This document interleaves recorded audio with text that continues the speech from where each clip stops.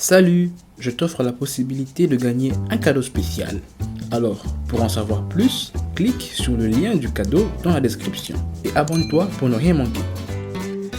Salut, dans cette vidéo, je vais t'expliquer ce qu'il y a comme différence entre une application mobile native et une application mobile cross-platform ou hybride.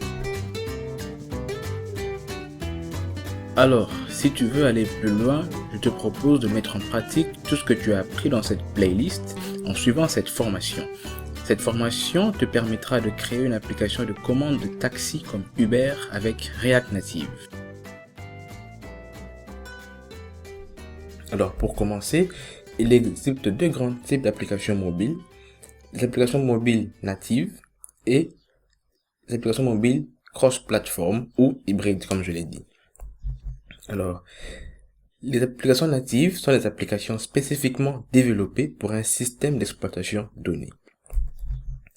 Et les applications cross-platform, à l'inverse, sont des applications mobiles qui sont développées une et une seule fois, mais qui sont compatibles sur iOS et Android. Bon, tu vas comprendre la différence un peu plus tard.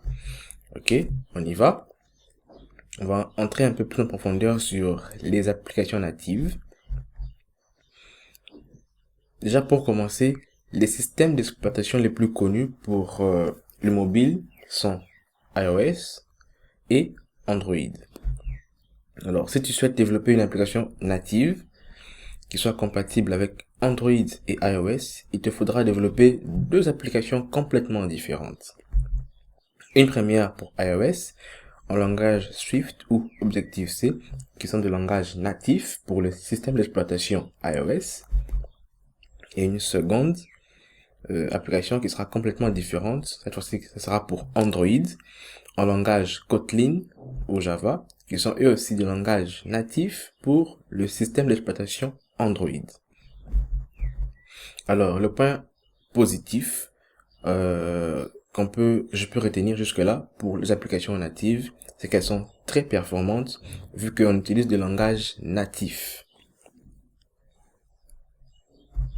Et comme bémol, comme petit inconvénient, je peux dire, c'est que l'apprentissage des langages natifs, donc iOS et Android, est très long et difficile. Et il y a très peu de développeurs qui possèdent la double casquette iOS-Android.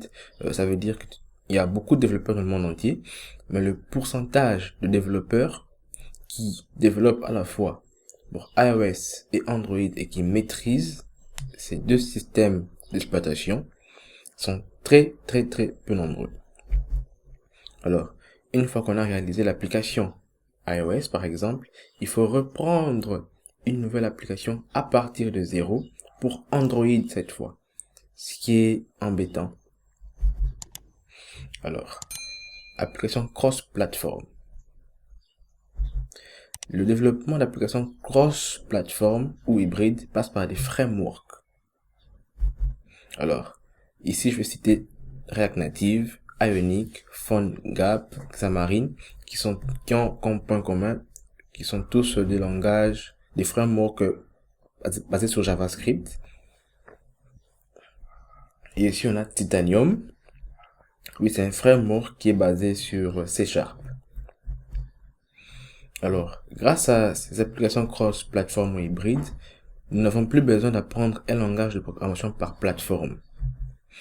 On développe l'application une seule fois dans un seul langage qui est le JS par exemple, le JavaScript, et le framework qui sera utilisé, que ce soit Xamarin, PhoneGap, Ionic, etc., va se charger de nous créer une application compatible à la fois pour iOS et Android.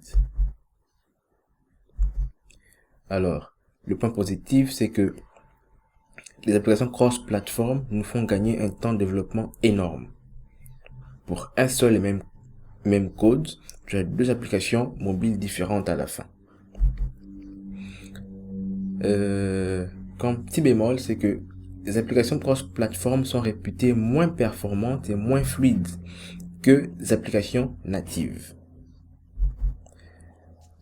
Les applications cross-platform s'approchent d'un rendu visuel qui est plus proche du web que du mobile. C'est pas très intéressant. C'est pour ça que React Native est différent. C'est pour ça qu'il entre en jeu. C'est pour ça qu'il a changé certaines choses, d'après moi. Tu verras en quoi React Native est spécial dans la prochaine vidéo. On garde un peu de suspense.